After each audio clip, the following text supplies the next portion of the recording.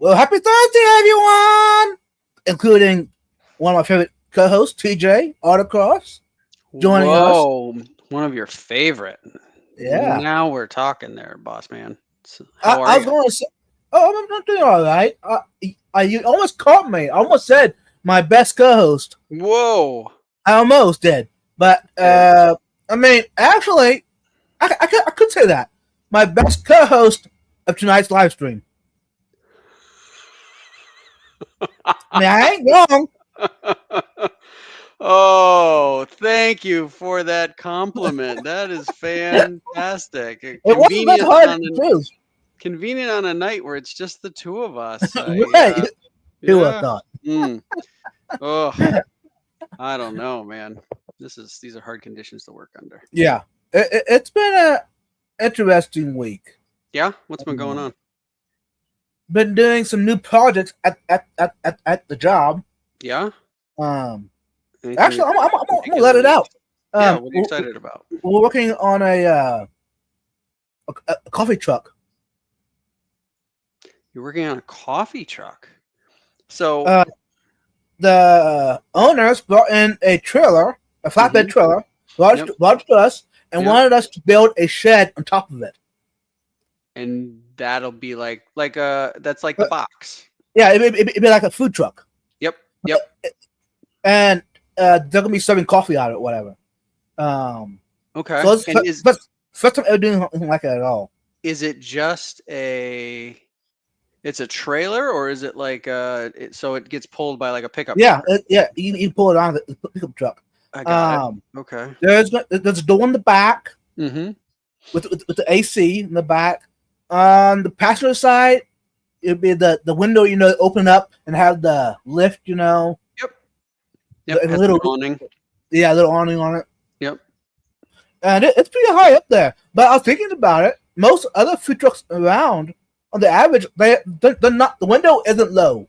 It's up there. Yeah, usually when you go to a food truck, unless you're a taller person, they're usually leaning down to like take your money or your credit card or whatever and serve you whatever it is that you bought. So yeah, that makes a lot of sense. I think they're usually pretty tall. So are you in charge of designing it, or? A little bit. I mean, they're throwing the idea out to us, and we're, I guess, hitting it. So they've got a basic concept. The basic concept, yep. And you are making it come to life for them. Yep. That sounds really cool. And today we got it's ready for the roof, for the metal. Oh, okay, yep. So the walls are up, the rafters are up, OSB's on the roof, the roof paper or whatever, the protector, water shield. Yeah, like the tar paper? Yeah. And it's painted, the trim's on, the door is in, the window's in. Yep. So we started it yesterday morning, and me and my coworker. And you guys built that all in basically 2 days. Yep, 2 days. Yeah. Wow, that's really really neat. And yeah, how does it differ from building a regular shed? It's very similar. It just we're building it up on top of a trailer that's the whole time you're up and working on it, it's shaking. It's very unstable. Whereas usually you do it in the workshop, which is what, like a concrete floor? Yeah, concrete floor, yeah. Right. So this is moving all over the place. And does that create challenges with like making sure everything is square and? Yeah. Oh yeah, big time. And it's still working on the ground, working off ladders, off lifts. Yep. So it brought new challenges. Yeah. Yeah. Was there anything that you had to design that was kind of, as you got into it, you realized, we got to change kind of what we were planning on doing, or any little elements that you brought into it? A little bit.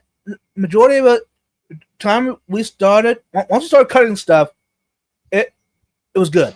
It was up until then that was kind of See, the wheels are higher than the trailer bed. So you have the fenders, right? So the floor, we had to build up above the fenders. Yep. The floor was over the fenders.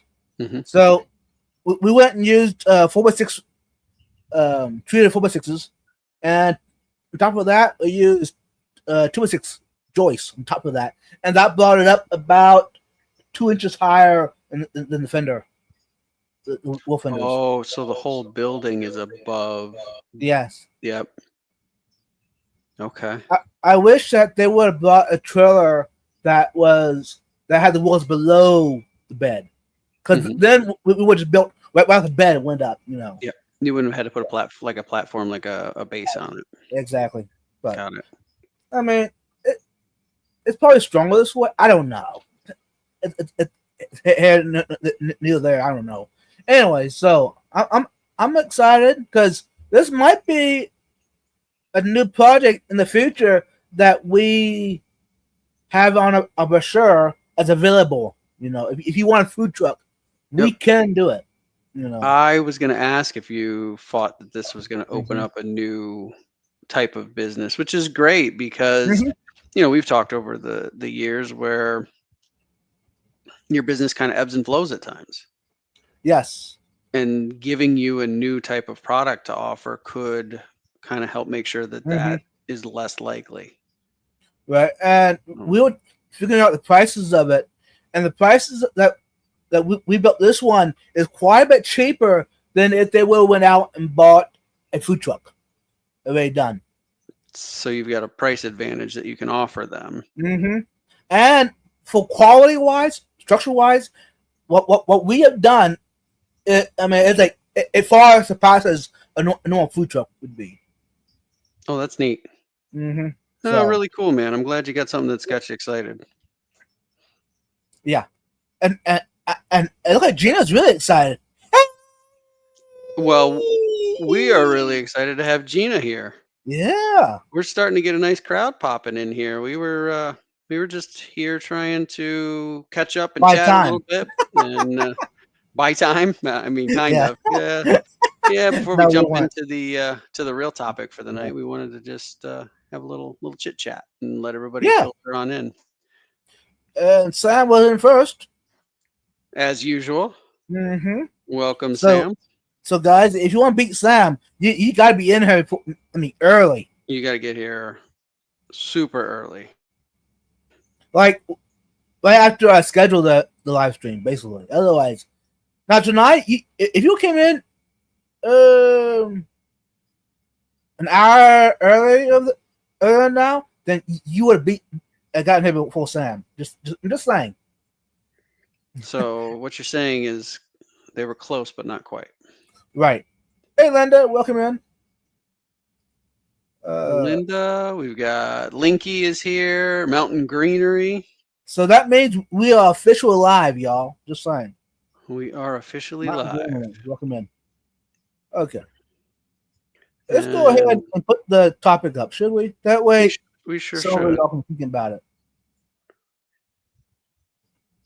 And tonight's topic has been brought to you by the one and only, the legendary, the co-host, star of the show, TJ Autocross. Oh, that's a lot to live up to, but yeah,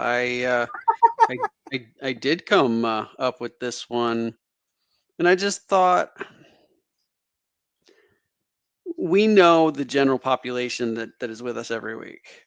Right. They come into chat, we see them, they're here, but there's a whole population of people vibes that we potentially don't even know.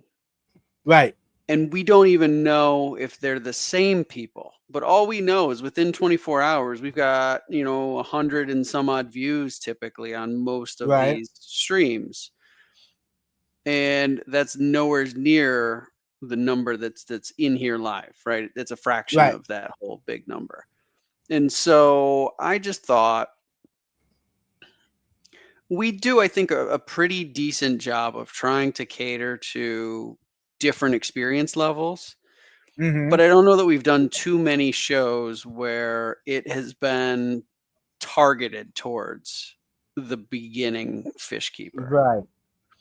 And so I just felt like it was a good time to kind of take that step back and let's do a topic where we can give some advice out to those that are newer to the hobby. There may be people here who, I mean, think about how I got back into the hobby as an adult. I saw a Primetime Aquatics video Mm-hmm. suggested to me on YouTube. And then I came back and found my way to this community by doing research. Right. So I found a live stream at one point and I didn't know anything. And so, I felt like there's probably people just like I was a few years ago trying to relearn things, or maybe someone who as an adult is wanting to start the hobby and needs to learn Mm-hmm. all this stuff. So I thought we would just kind of take them on a little bit of a journey. I thought it's also an opportunity to be a little bit vulnerable and share some of our failings, Yeah. because I'm giving advice here that's based on my experience. You're going to do the same. Some of Mm-hmm. that is based on the fact that we screwed stuff up. Just Yeah. flat out mistakes were made. And if we can do something that helps somebody not make the same silly decision that we did at some point, then I think that's a victory, right? Because Right. we all want people to enjoy this hobby as much as we do. And I think part of that is that things go generally well. Mm-hmm. And they don't have to go well. They can go horribly wrong, Yeah. right? And so that was kind of that's how I came up with this, is I just felt like it could solve that problem for people. Mm-hmm. You know what? A lot of times we do something new. Yep.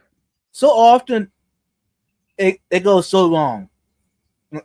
the first time. Sure does.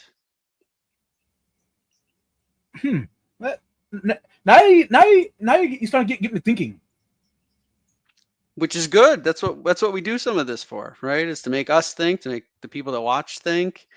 Yeah, you're exactly right. I think you're doing something new, different, and yeah, you're gonna do it wrong. Mm-hmm. And sometimes you're gonna be lucky in the fact that you make a decision that happens to be the right one when you were faced with kind of the fork in the road, and you could have picked left or right, and you just picked the right Right. one. Some of it's Mm-hmm. just luck.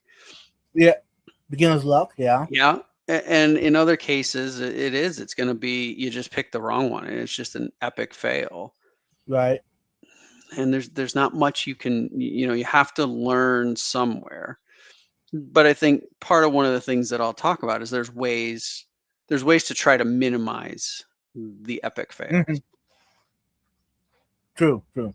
And I don't want to forget, but Yeah. welcome to all the ones that watch the replay. I do appreciate it. Every week, some of y'all, I see you commenting in the comments below the replay video that you enjoyed it, etc.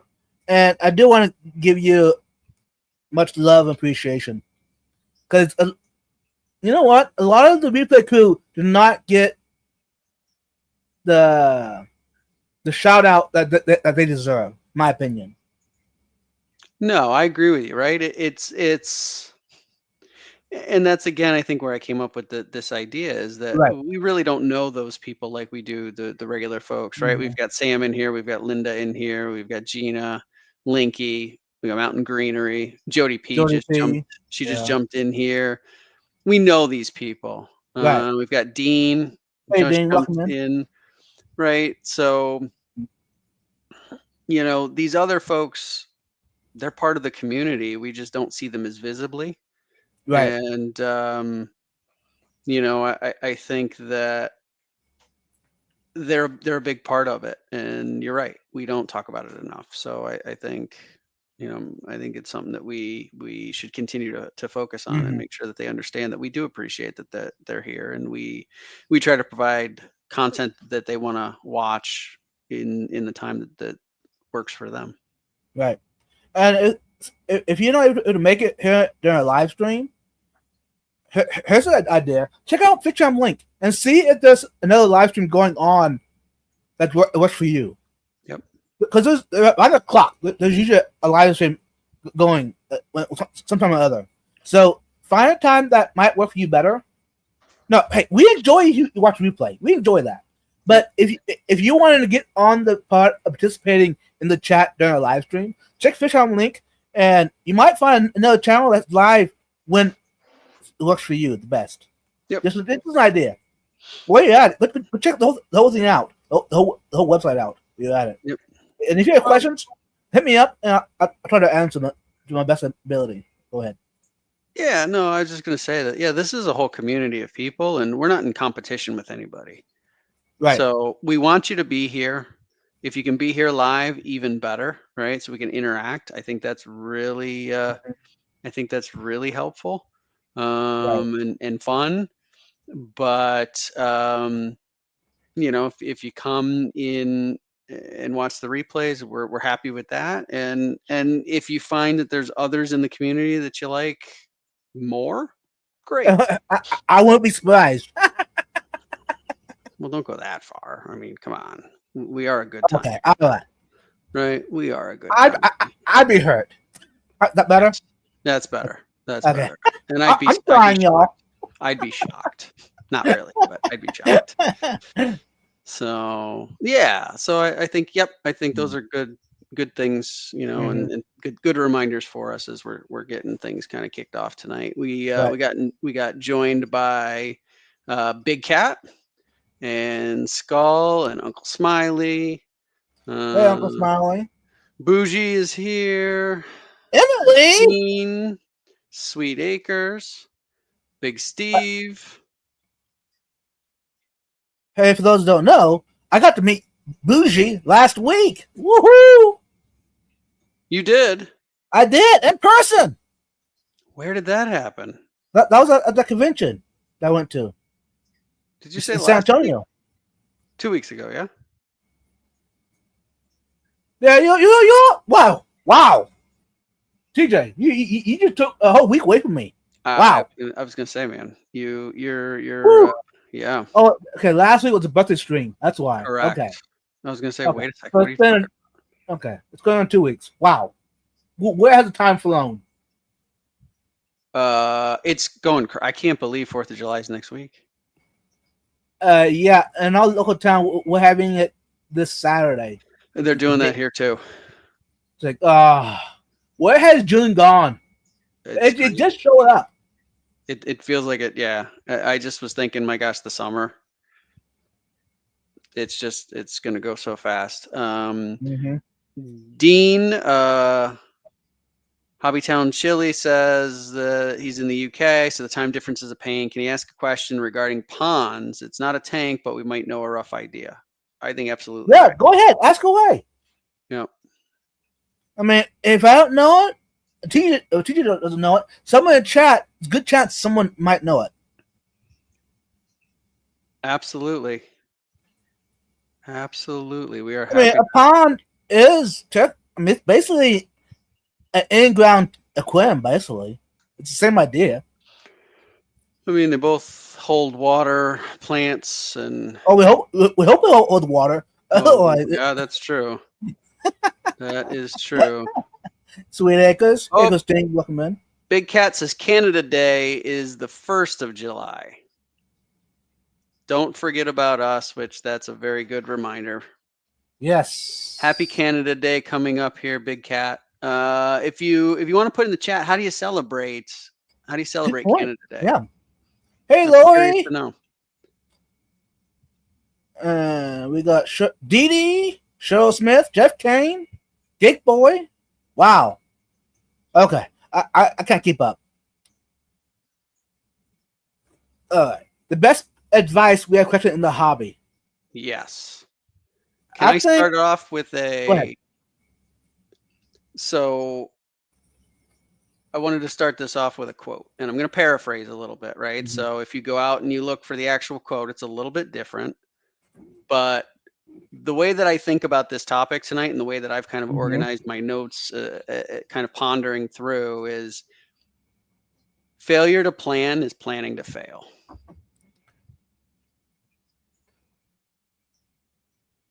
I like it. I think, right, think about it like this, Vibes. The thought that popped into my head when I was thinking about this is a lot of times fish are sold as an easy entry level pet.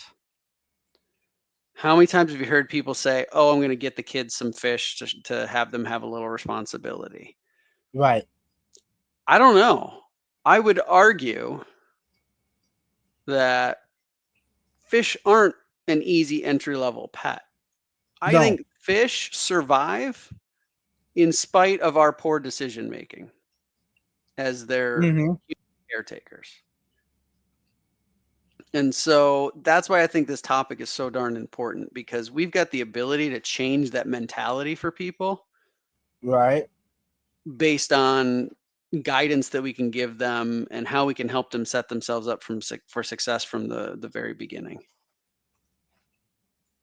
And I think that's just, it's just an incredibly important principle, right? Even if Mm-hmm. you think about, Mariah, she's not here with us tonight, right? She has to work late. She just messaged me to say that she's not going to make it, so we're without her. Her work Mm-hmm. schedule's got her working late, but she's got 2 dogs. Right. If her dogs get sick, I guarantee you she takes them to a vet. Vibes, what happens when your fish get sick? You taking them to a vet? Nope. I probably should, but the vet probably look at me like I'm out of my mind, probably. So, are you kind of the vet? Yeah. Right. That's what I So, mean. in other words, what you're saying, when you get into the aquarium hobby, you're basically signing on the bottom, the dotted line, I'm now a vet. Well, I think you're taking over responsibility for their care, and you have to figure out what to do. And that's why I Mm-hmm. really struggle to say that fish are truly an entry level pet, because there's so much that can go on and can go Right. wrong.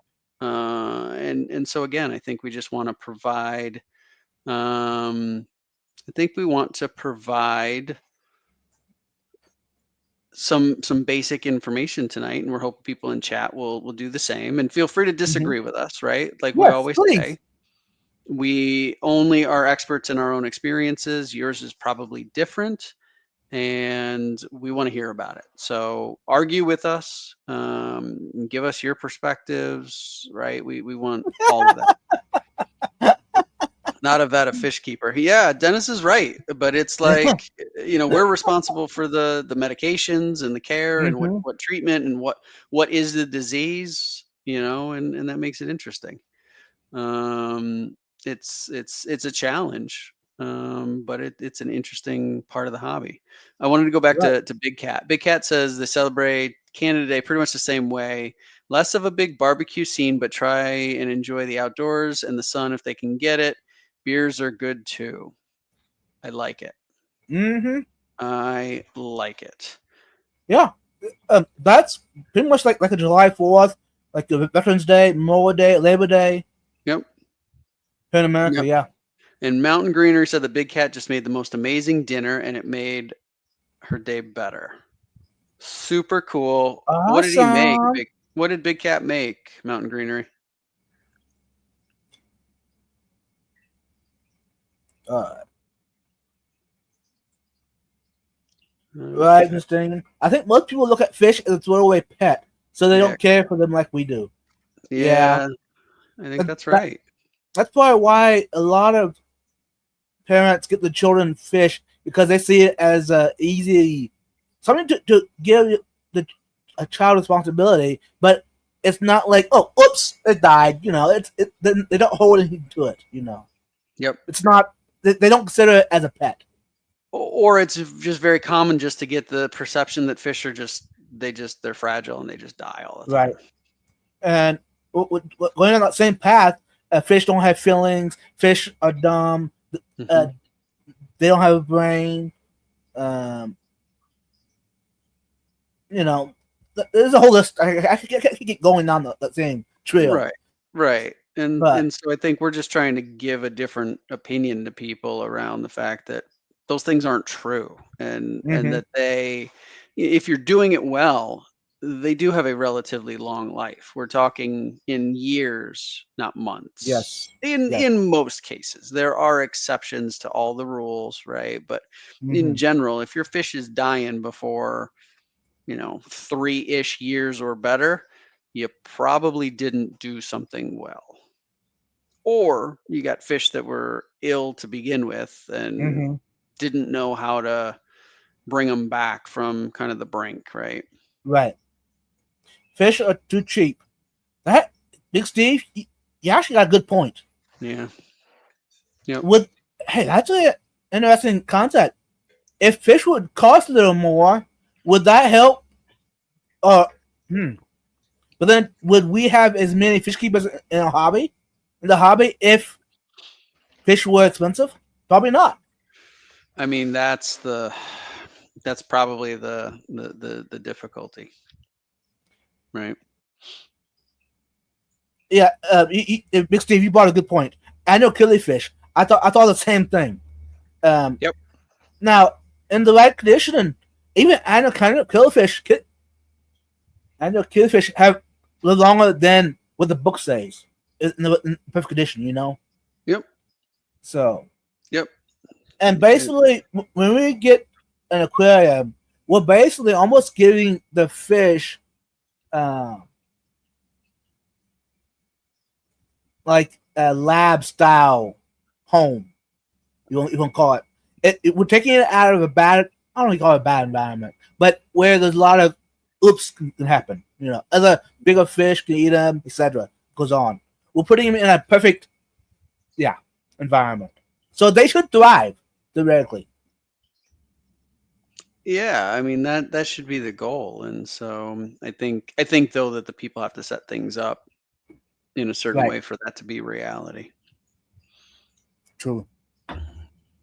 One of my advice I'll give you. Yep. Best piece.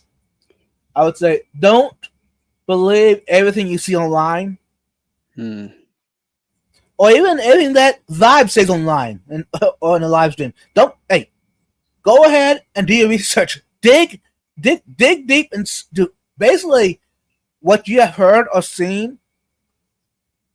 Now, if you have experienced it, that's one thing. But if you haven't experienced it yet, go ahead and dig into it and see if this is actually the real thing. Yeah, that was kind of one of my points as well, Vibes, and that's kind of in my mind, that's like the bottom line to everything is you got to do your own research. You got to trust, but also verify, and that includes us. We have a platform, and you and I and Mariah, we take our platform very seriously from a standpoint of we know that we have the ability to impact people's decisions based on what we say. And we do try to make sure that we put things out there that we believe to really be true based on experiences that we've got, but we're not infallible. And so people need to make sure that what they're hearing really does make sense. Look at multiple sources and make your own choice. Don't blindly just accept what we say, because there are going to be days where we're going to say something that's kind of off.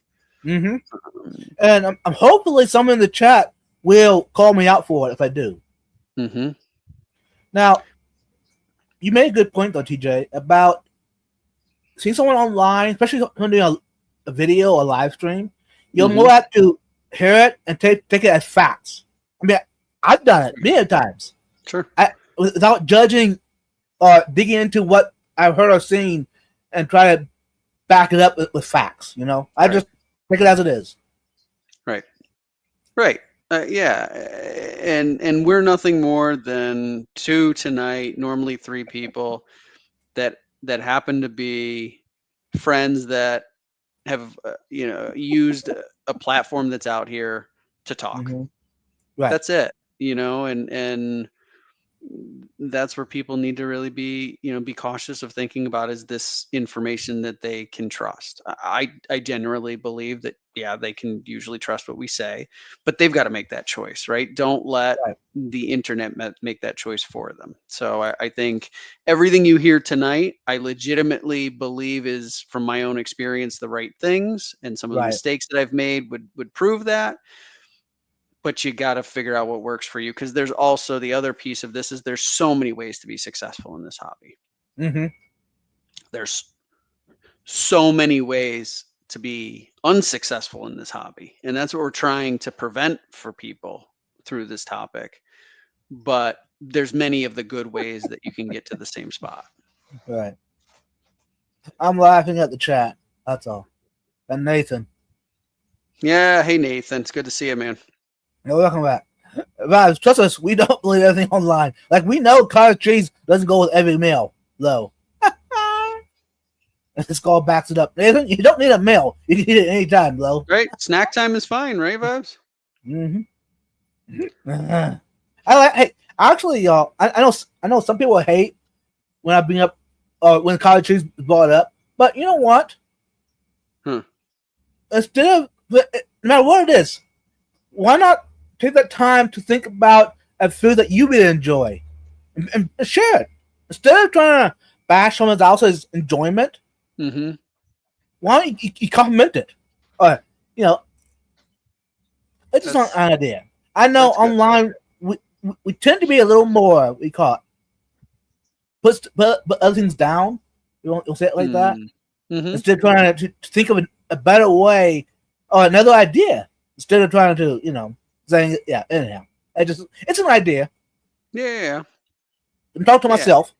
Add to the conversation versus trying to detract from others. I think that's good. Mm-hmm. Jeff says, "Don't yuck my yum." That's good advice. True. So, Geek boy Charlie says, "Fish keeping is much easier if you don't make those mistakes." That 100%. Yes, 100%. And that's why we are talking about it tonight. Yep. So hopefully someone hears it and avoid the mistake. Wouldn't that be awesome? Yep. And so, you want me to maybe kind of jump in a little bit here to some of the stuff I wrote down? Yeah. So now this is a multi-time failure on my part. Uh-oh. Okay. This was a failure when I was a kid. And then when I got back into the hobby 5-ish, whatever ago years it was, I promised myself I wasn't going to do this. And I did. And it's not the right thing to do. So what is the right thing to do? Start by determining the fish you want to keep first. I like it. You need to think about what are the types of fish you want to keep, and make sure that you're thinking about that before you decide what comes next, right? Before you decide, okay, now it's time to buy an aquarium. Mm-hmm. Don't buy the aquarium and then fall in love with a particular type of fish. Right. Because it may not work. And then you've got the very difficult decision, which I think as a new fish keeper is even harder. Do I buy the fish that I want and put them in the aquarium I've already purchased? Right. Or do I change my mind about the fish that I keep to fit the aquarium? We all intuitively know the second of those two is the one that we should pick. Right. But that's a hard choice. Yeah. It can be, right? It can be a tough choice. And that I think is like I said, it's a multi-time failure. Mm-hmm. When I got back into fish keeping, I thought I was going to keep Mbuna, which are very beautiful fish. Mm-hmm. I did a bunch of research, right? Went to a fish store, looked at them, thought they were beautiful. and I walked out of there with a 40-gallon breeder.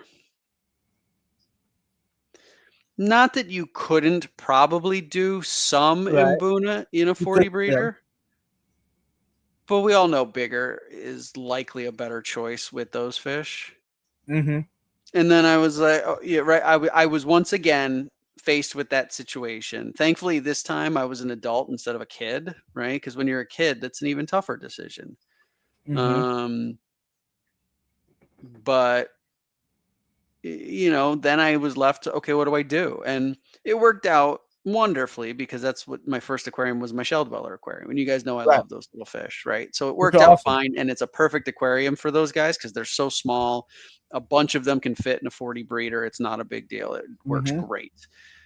But I walked myself down that same darn path again. And so what I want to encourage those that are newer, just starting out or, getting ready to start a new aquarium is you got to look into this stuff, right? So Yes. visit your local fish stores.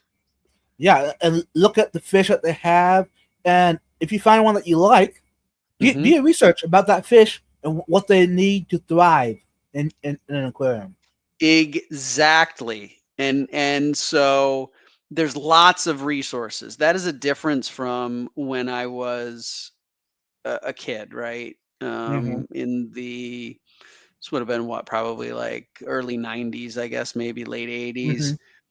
Mm-hmm. The internet really didn't, like, it wasn't a normal thing for every household to have the internet. And you couldn't just Google it because Google didn't come No, out to the late 90s. but now you can. Right. So there's resources like seriouslyfish.com, which tends to be a Mm-hmm. pretty decent resource. And there's others that are out there, but this is one that I tend to turn to that'll tell you about a little bit about the fish, a little bit about their size, a little bit about what they eat and the type of environment they come from. I think you Mm-hmm. can also turn to, now you can go and you can look at online resources for the ALA, the American Library Association. If you're interested in libraries, you want to keep guppies, you want to keep platies, mollies, whatever, there's resources there. There's resources for the same for the Cichlid Association, the Killifish Mm-hmm. Association, and all of those types of things. Also, don't forget your local clubs.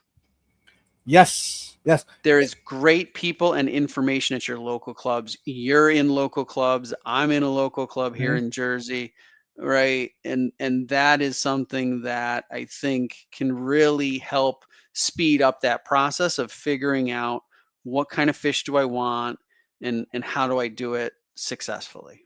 Right. And if you ain't sure if you have in clubs in your area, ask around. Ask your local fish store. If you have any neighbors and buddies that you know that in the hobby, ask them. There's a good chance someone might know of a club in the area. Yeah. Um, Go ahead.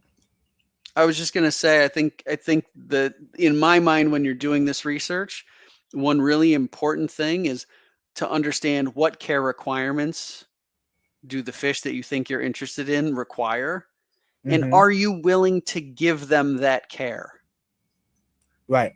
So if you go to the fish store and you see that sweet, sweet Amazon puffer in the aquarium, Very beautiful. right? Beautiful little fish.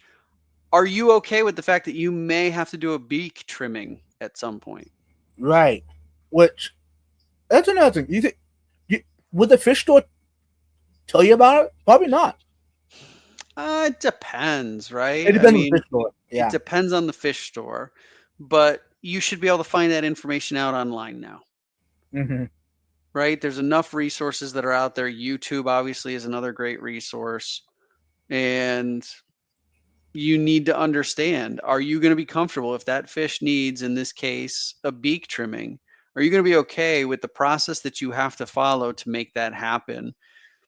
Uh, and that's a right. That's an issue. If you're not willing to do what the fish takes, they're Mm-hmm. not the right. They're not the right fish for you. Right. You know what, y'all? We're already 40 minutes in, and I Yep. have not welcomed everybody into the live stream yet. My Go for it. apologies. Perfect. Go for it. Yep. Okay, let's do this. Fish Fam Link, y'all, for those who don't know. There are 30 participants in the chat. Way, Linda Worth, Genius Reef, Fish Farm Link, Mountain Greenery, Jody P, Hobby Town, Chili and Koi, Dean, Skull Aquatics, Big Cat, Uncle Smiles Aquariums, Bougie Bish Fish, Sweet Acres Koi Farm, Big Steve's Glass Boxes, Asylum Wellon, Geek Boy, Munch of Fish Gal, Empire of Dirt Aquatics, Jeff Kane, Didi Finden, Cheryl Smith, Steve Barbecue, Gills to Gills, Grills to Gills, Dennis Christensen, Love to Drip, RJ, Bear Bottom Bratton, Raz and Fishy Scotty, Gills to Gardens, Chris Aquazone, Eugene Y, Nancy B, Tennessee, Patrick Joe, and Stephen P, Aquatics. Welcome in, folks. Welcome, everybody. We've got another great crowd here. We really appreciate y'all being here to chat with us tonight. Wow. So hopefully someone in chat will tell us where we goof up. Absolutely. No, please. Yeah, Steven said that the reason that he ended up getting the spotted Congo puffer was because beak trimming is not an issue. And I think Emily said beak trimming is 80% of the reason that she won't get a big puffer. Mm-hmm. But Lori says, absolutely, sure, I can do it. Already did. She's already done trims on her puffers. So that's what I mean is you've got to be willing to do what it is that it takes to keep them going. And that kind of goes into kind of my last point of this piece is to say, you got to know what kind of fish keeper you are. You've got to understand, are you someone who likes community tanks, right? And again, since we're talking to novices here, community tanks, it's an aquarium where you'll keep a number of different fish that they are of a similar temperament, they require similar things, and they can all be kept together. They, in most cases, won't be found all together in the wild, but it works. So are you a community tank type of a person? Are you someone who's a species only type of person, meaning you have an aquarium and in that aquarium you only have one species of fish, like what I've already talked about with my African shell dwellers? They're in there by themselves. It's just that fish and they just live as their own colony. Are you a plant person who likes fish? Right? So are you a plant keeper who happens to like fish? Are you a fish person who likes plants? True. Or do you like plants at all? Right? I mean, if you don't, I suggest that at 5 p.m. Eastern time on Monday nights, you tune into my friend Steven and Kelly, who do a stream on the Stephen P. 2003 Aquatics YouTube channel called Wet Your Plants. And it's phenomenal. Plants. It's a great show. It's a great show that they do every week. And watch them for 2 months. And after 2 months, there's a good chance you're gonna like plants. Yes. But in any event, there are some people that just do not love the plants, right? So, know that about yourself. And I think that's really it's really an important thing to do is to really set yourself up the way that you are as a fish keeper. I've been doing a lot of talking. What else you got? Welcome in, Fish Wit, Overstoked Oscars, and New Hat Gardening. New Hat Gardening, I haven't seen you in a Coon's Age. How you doing? And for those who don't know, New Hat Gardening is a neighbor of mine. What exactly is the time of a Coon's Age? It depends probably depends on where you're at with the coon's environment. Probably, if you're somewhere where coons don't thrive in, maybe very shortly. But if you're in Texas where coons can thrive, a Coon's Age, it might be 30 years. Whoa. Interesting. Okay. No. Okay, that's kind of exaggerated, but you get what I'm saying. I get your point. And for those, for those who wonder, go ahead and follow them. New Hat Gardening also does content. They do have a pond with koi fish, goldfish. So, we'll check them out. And wait, overly Overly overstoked Oscars. That's June, right? That's June. Okay. She's just overly stoked about Oscars. That's all. I can't say I blame her. Yeah. So I just wanted to make sure that the icon, the logo looks like June, but I was like, wait a minute, that's a different name. So cool. Welcome, June. Nice to see you. Welcome in, folks. She's getting stickers. Cool. That's good. Nice. I want some stickers from June. There's some coming way while back that I tagged. Great advice. Pick up a tropical fish magazine. Yep. There's a lot of good stories, a lot of good information from other fish hobbyists that have experienced. So yeah. Or if you can pick up other fish books, there's thousands of fish books on eBay, Amazon, Marketplace, Craigslist. There's ebooks. There's podcasts. Yep. There's all sorts of resources these days, right? So you need to avail yourself of those when you're thinking about setting up a new aquarium. Basically, take advantage of the resources that we have. Take advantage of it. It might slim the failures that you might had otherwise. Mm-hmm. And like Bougie says, this is my own personal experience. Yep. Mm-hmm. Yeah, I agree with that. This is one that was on my list. I feel, hey Scotty, thank you for that. I feel like fish keepers need to really watch the fish every day. I wish I would have done that back when I got back into the hobby years ago. Yep. Because he can say it's to identify issues early on and understand the correct way to identify and treat whatever the issue is. Sometimes it can be difficult, but if you're watching them every day, there's a good chance you'll catch it way before it's really a problem.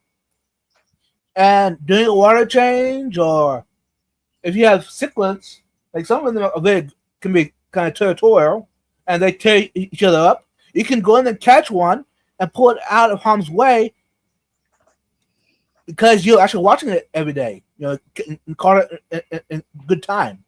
Yep. Yeah. I think you can save yourself a lot of trouble by catching things early, noticing that there's problems. And also observing it, you're basically taking by observing your tank every day, you're removing a lot of the illnesses, the emergencies that you would have otherwise. Yep. Now, I'm not saying just because you watch it every day does not mean there won't be emergencies or issues, but those issues will be very slim. You'll be able to catch it sooner. You might catch an issue when it's in one fish versus the entire aquarium. Yes. And not only that, let's be really clear, watching your fish is one of the great joys of our hobby. Yes. So you're just going to sit down and take a look and look at them and watch them do their thing. And you'll be able to tell when something's wrong. After a while, you'll know when you've got a group of tetras and one is sitting over in the corner by the heater. Something is not right, and you can try and diagnose what do you see. Again, use these online resources to look up what are the different types of conditions that have symptoms and try and identify. And that's going to be hard. There are going to be times where you are not going to be able to identify with great certainty what is happening to a fish. You're not alone. I have absolutely been there. And you've got to decide. I had this aquarium that sits over my shoulder here. They've been in there for literal years at this point. They've bred in that aquarium in what seemed like the blink of an eye. I had some sort of an issue. I think it was fungal in nature, but everything was fine. And then all of a sudden, a couple of the fish weren't eating.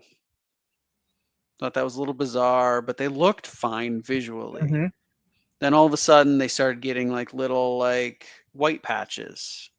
And then they would, like, one would fall ill, like clearly something wrong. I didn't know exactly what it was, but I turned to an antifungal and an Right. antibacterial, and I gave them a double course of treatment. Unfortunately, I did lose 2 of the fish. They got quite sick, but I saved the rest of the group. I don't take credit for it saying that I knew what to do. I just used as much information as I could gather from looking at the fish and studying and trying to see what the symptoms were. And then I turned to online resources to sort of verify what I was seeing. And still it was it was a bit inconclusive. Right. So I decided to do the double course of treatment, and it did end up working to the point where I didn't lose the entire tank of fish. But that's the stuff. Had I not paid attention to what was going on there, maybe I would have lost them all. And one day come home and they're Yeah. just one by one starting to die, and there's nothing you could. Yeah, so I think it's really it's really important to do what you're saying. Right. Hey, welcome in Judge RB3, and welcome in Ty, Koi Pit. Good to see y'all. I like the comment that Branton made. He said, the advice I wish I knew early on is source your fish from reputable sources, set yourself up for success. And that was one of the points that I had here, is determine where to buy healthy fish. And you want to interview your pet stores. Not really. Like, I think it can be very good to go in and talk to some of the employees and get a sense for what do they know, what do they not know, what kind of advice do they give. I do think that's important. And also look at the aquariums. Do they look clean? Are you seeing a lot of dead fish? Are you identifying any fish that look like they've got some sort of a disease or an illness of some sort? So, yeah, or some right? kind of like a birth effect, something. Yeah. A weak gene. You don't know, right? Yeah, because that could indicate that where the fish coming from, maybe they're not doing the proper care for them. Correct. We have to remember that a lot of these fish are bred in large quantity. Right, and some places are okay. I won't say it's not a perfect situation. That's all I say. That's right. Yeah. And so I think it's really important. They go through a very stressful situation where they're shipped. They may spend a week in a bag. Right. And that's a hard transition for them, going into probably new water, different than where they were born. And then you're going to take them home and you're going to put them in a third new environment. You want to make sure that you're starting off with healthy fish, because it doesn't take much for them to just absolutely just crash on you. Right. So how do you get to the point where online stores or sales are good or reputable? Because anybody can pay a lot of money to have great advertising. I mean, I think that's where it comes in to doing some more research. I think a lot of. Go ahead. See if you can find someone that you can trust that has tried it. Yes. From that word of mouth. Yes. You took it right out of my mouth. Brian. Yep. I think that's the important part. Buy from somewhere that your fish friends have bought from. See who the popular retailers that are out there are. Go to your local fish club. Even just you may be able to go to their website. What fish stores are involved in the local club? It's not a guarantee, but it is a good indication of that's probably a pretty good place, because you would expect that your fish club isn't going to want to associate with a store that's killing a bunch of fish. Right. right? So, I think that can give you at least a target for you to go and put your own evaluation on. Gardening. Are you asking the question, or are you throwing out is the question that you should ask ourselves before you order from Amazon? No. If you're asking us a question, what I would say, instead of going to Amazon, I'd recommend going to the Garden Eater. Yep. Actually, I'm wearing their shirt tonight. TGOE. They're here on YouTube. If you look up Fish Farm Link, they're on there as well. They do have a website. You can buy shrimp from them personally, and you'll have a 90%, 99% better chance of success than from. Now there are good breeders on Amazon that I would encourage looking to, but I know Grant and Shelby, and some of my best friends. So of course, if I have the ability, I'd rather buy from someone I know. Yep. Yeah. I think that's helpful. I think buying from someone you know, I think for us, we're really lucky that during this time of year, we all know Skipper's Aquariums hosts every month a online auction. Shrimp, fish, plants, all of those kinds of things are sold at that auction here on YouTube.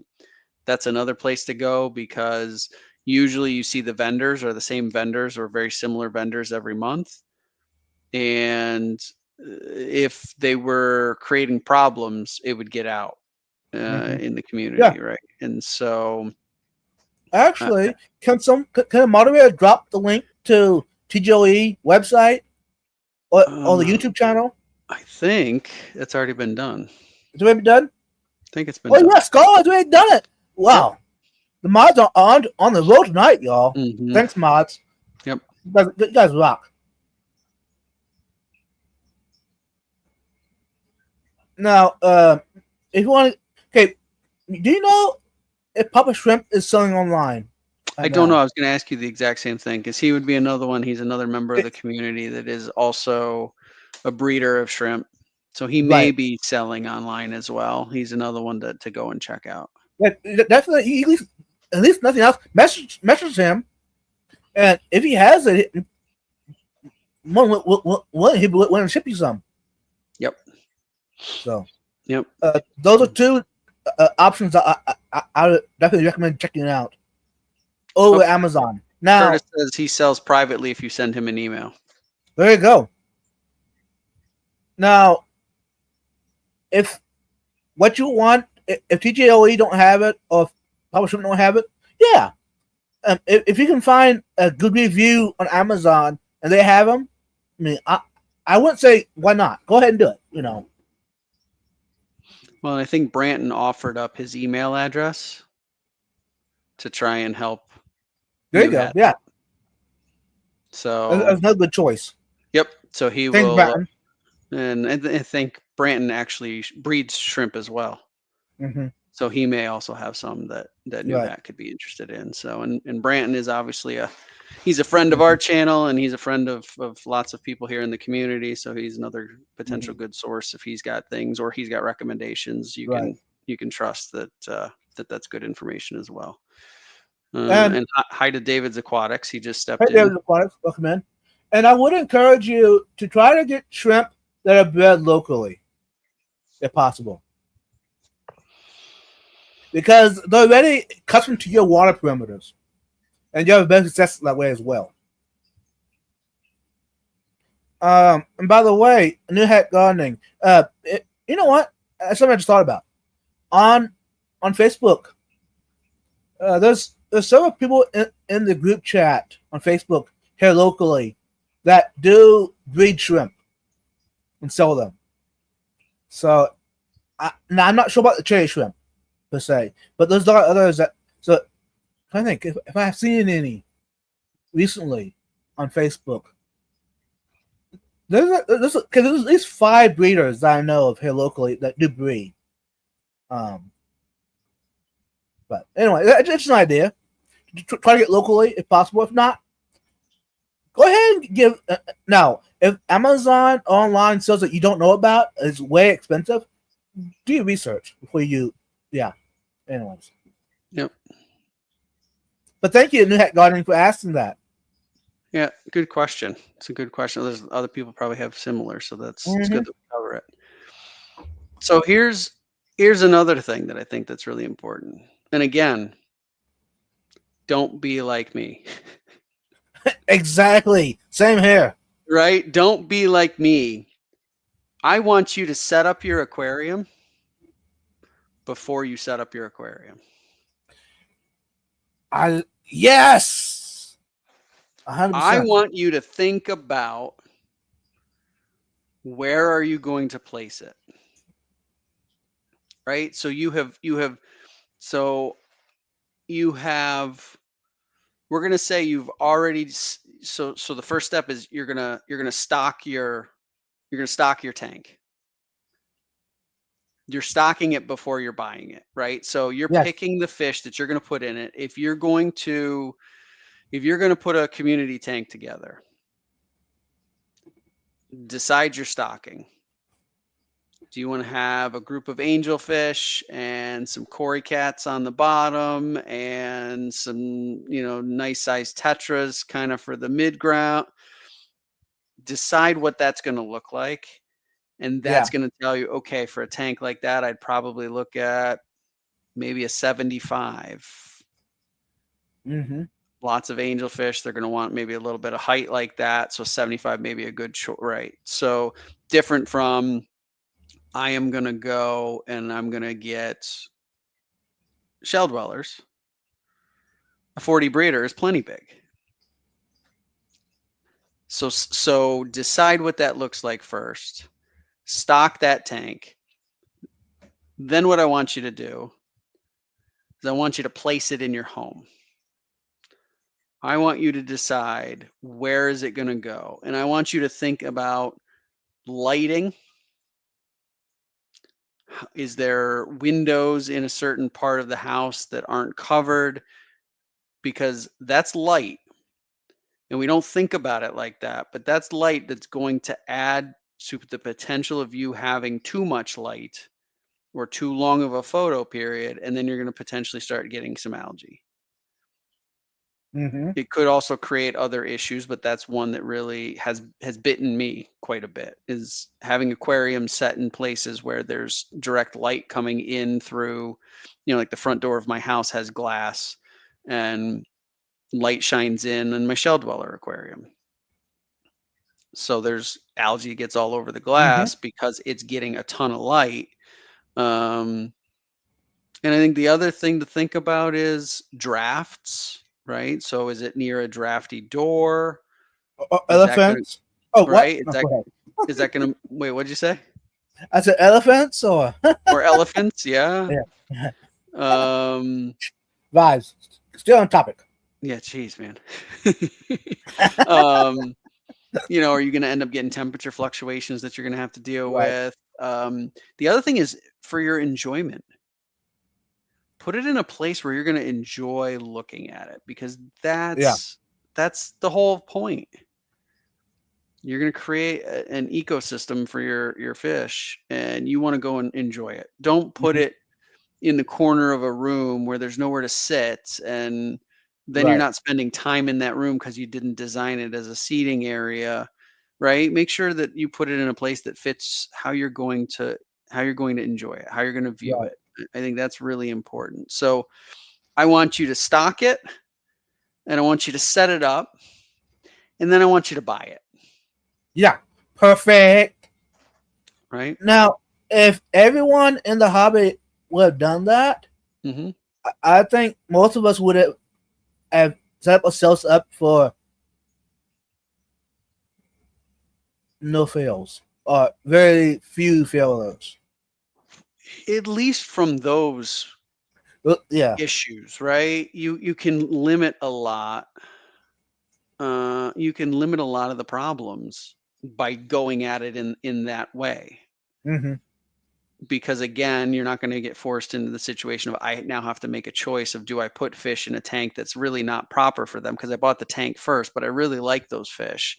I got to make Right. a choice on that.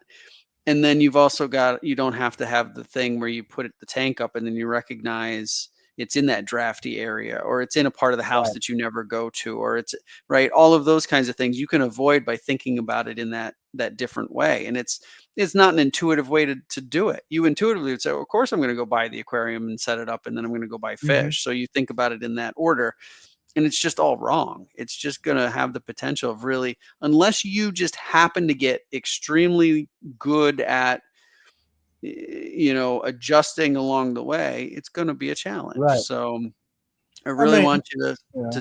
to go at it in the way that you wouldn't think about it, um, to limit the potential for error. I mean, who says you can't buy another aquarium? You know what I'm saying? If you buy one Absolutely. and all of a sudden you realize there's another fish that you want, go ahead and buy another aquarium. Buy one that Hmm. fits that fish. Yep. Yep. Then you after a while you have 30 aquariums. Should I ask you how you know? Experience. Yeah. Yeah. Was it a good thing? I mean, yeah. I mean, I enjoyed it, but Hmm. hey, it can always come to on a point of burning out. Sure. That that is an advice I wish I would have known back before I started. Right. Uh, Exactly. Exactly. so maybe a good advice would be take it slower, Hmm. take more time, more patience.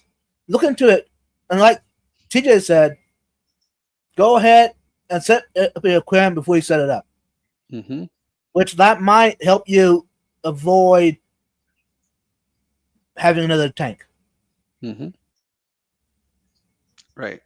And also, by the way, remember that this is supposed to be fun. Yes, yes. This Hey, is we welcome do in, this for John fun. and Steve Oh yeah, Slack Pet John and the Scuba Squad.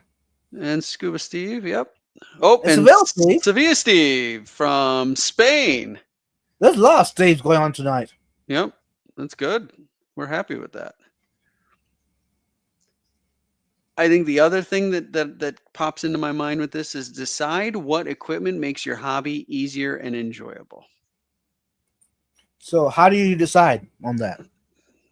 Well, I think it's thinking very carefully about the choices of equipment that you're going to pick.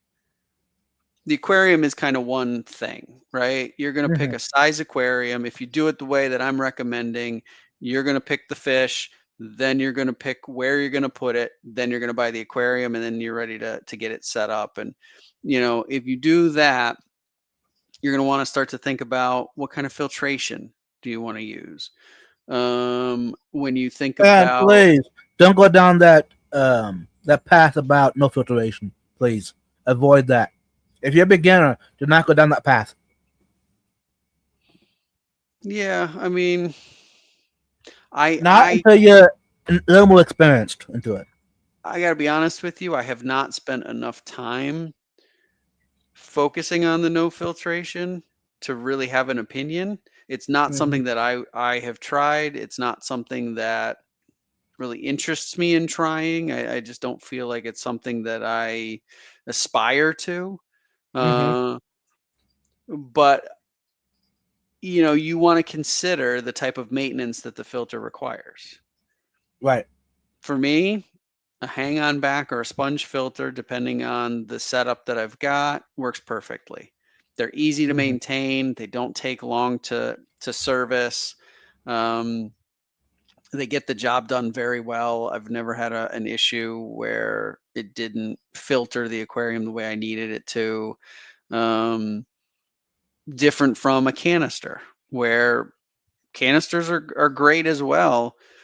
They require probably less frequent maintenance, but it's a Right. process when you want to do it. Mm-hmm. What kind of fish keeper are you? Like I've already said, Right. I think you have to think about, do you want to do a 5 or 7 minute maintenance every month or so? Or do you want to wait a little bit longer? Maybe it's not for 6 months and it's going to take you 45 minutes to an hour. You got to choose. Mm-hmm. Do you care about using buckets? Are you okay with, I'm going to empty water? Hoses. Right. Or like me, I've got a python. And Python is not a snake. I do not have a python snake. I've got Python is a brand of siphon, gravel vac that you can use in your aquarium, and it's all designed with the idea of you don't need to use a bucket. It's got mine, I think, is 75 feet of nylon tubing. I'm able to throw it outside the end of it, and I empty my aquarium right into the yard, and then I can hook it up to a sink, fill it right back up, which is perfect. That for me works out fantastic. So that, even though it's a more expensive option than what is out there, it's worth it. Mm-hmm. But I think the same goes for lighting. What do you value in a light? I think Vibes, you've got some shop lights. I think you've also got some of the more, aquarium specific types of lights. We've all talked about the fact that I really like the interface of the Fluval lights. Yeah, makes the app amazing. Right, the app makes it very simple. Other people have their preferences. You've really got to think about what do you like. Your stands. Are you someone that wants to build your stands? Are you someone that wants to buy your stands and it has a different kind of aesthetic and it's more of a piece of furniture?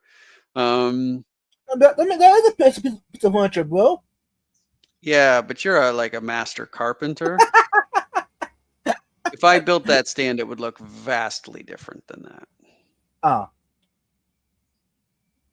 Not ideal, right? So for me, I buy my stands typically.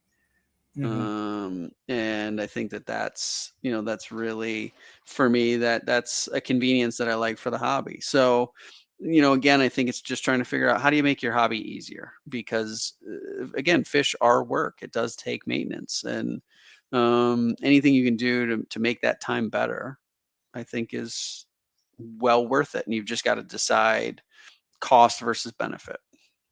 Right. And we got some more people joining us. We got Jesse, Just One More Fish, and Joy Fish Keeping. Welcome in, y'all. And we got a super chat. Thanks, Koi Pit. Guys, please will you show us your pond? Not tonight on the live stream. But thanks for the super chat. Yeah, that's a bit of a logistical nightmare. Yeah. Can maybe one of the mods go back and pull one of Vibes's yeah, there you go. Videos where he showed the pond, because you've done that a bunch of times, I think. I've done that. There's videos, there's shorts about it. Yep. Because I do think the Koi Pit deserves something. Right. So maybe we can just do tonight's live stream is it's not okay. It is it could be done, but the difficulty is it's not way out there. Yeah, it's not conducive for the live stream. You'd have to relocate your whole whole setup here, right? And we don't have the time either. We'll do that. Exactly. And Foxy is here. Hey, Foxy! So you're the culprit to bring the hashtag Bear Bottom in. You're the culprit.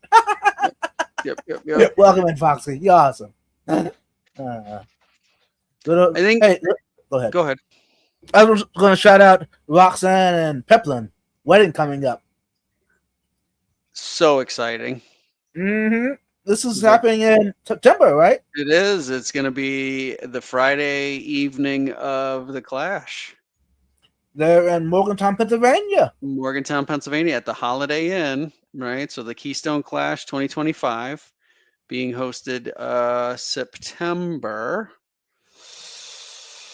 What are the dates? And while you look that up, I'm going to another super chat came through. New Hat Gardening. Thank you. Keep up good work. Thank you. Hey, I do appreciate it though. Thank you.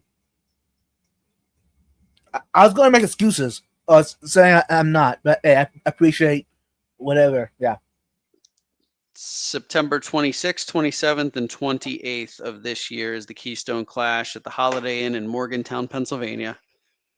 And that Friday night, Foxy and our friend Pep are going to be getting married at the Clash. It's going to be amazing. Do people have to pre-register or For the pre-sign in? Keystone Clash. No, So for the wedding. I don't think there's any kind of registration that I know of. Since Foxy is here, she might answer that question for us. Yeah, because maybe I could be wrong, but I didn't think that was the case. Because they might want to know the amount. That way they know how much food to supply.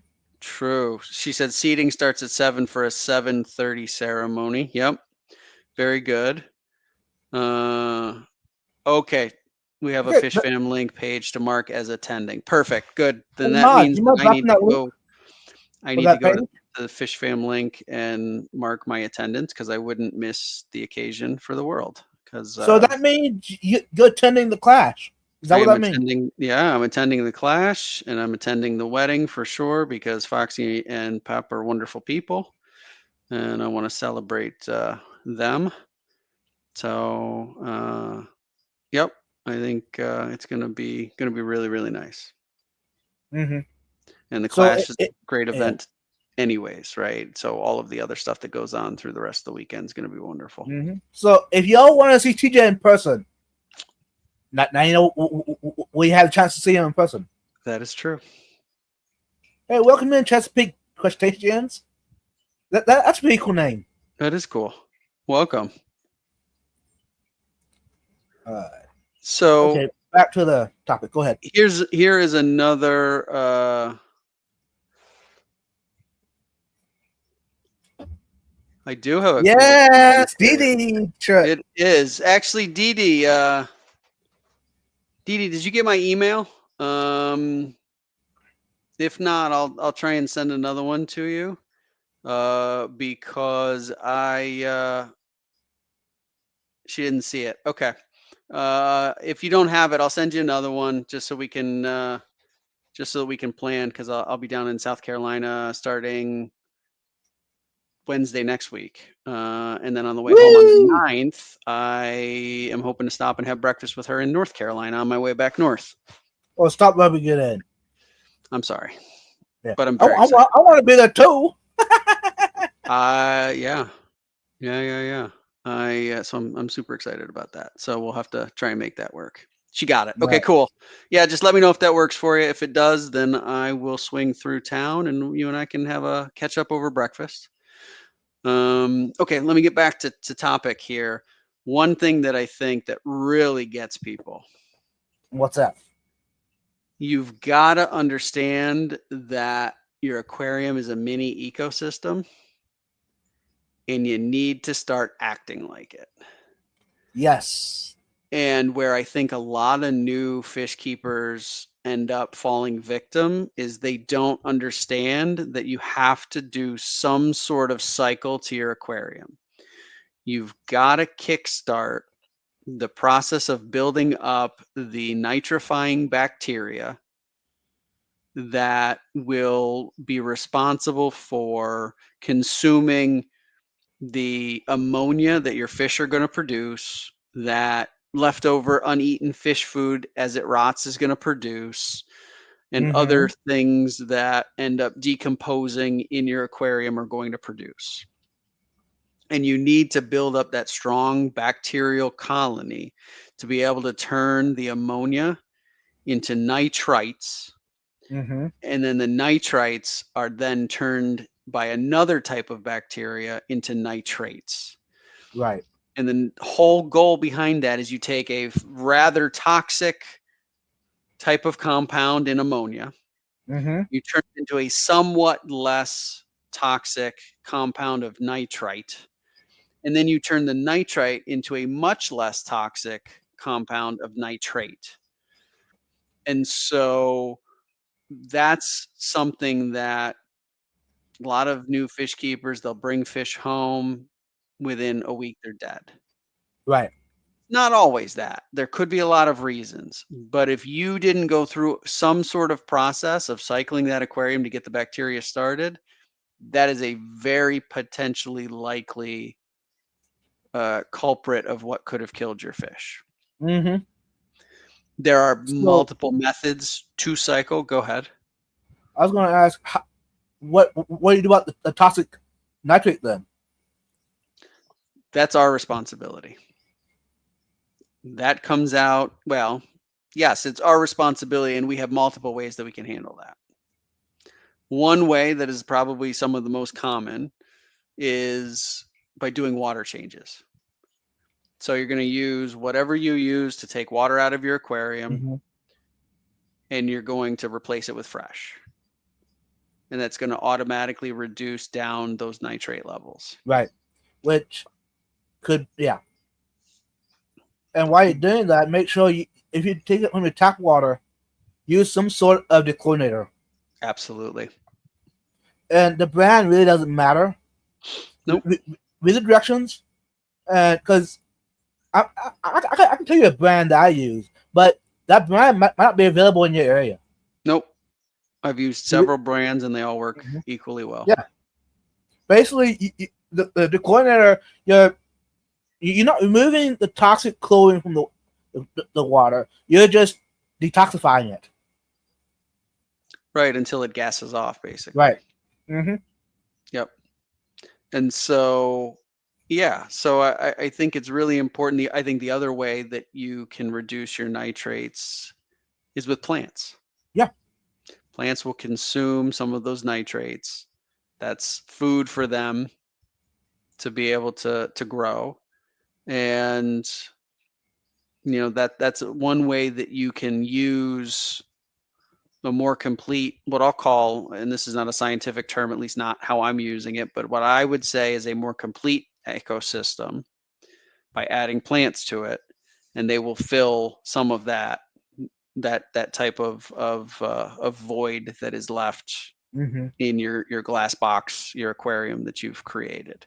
Can you have enough plants to remove all the nitrates? There are definitely people that have done it.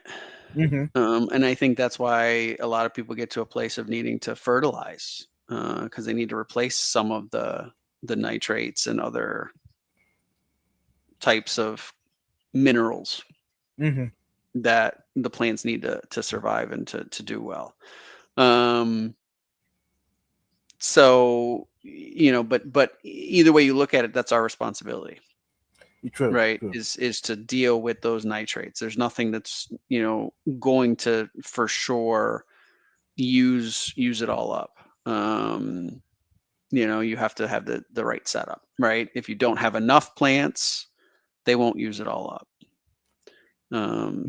So you've got to really balance it. It's just like I said, it is an ecosystem, and you need to start acting like it's an ecosystem.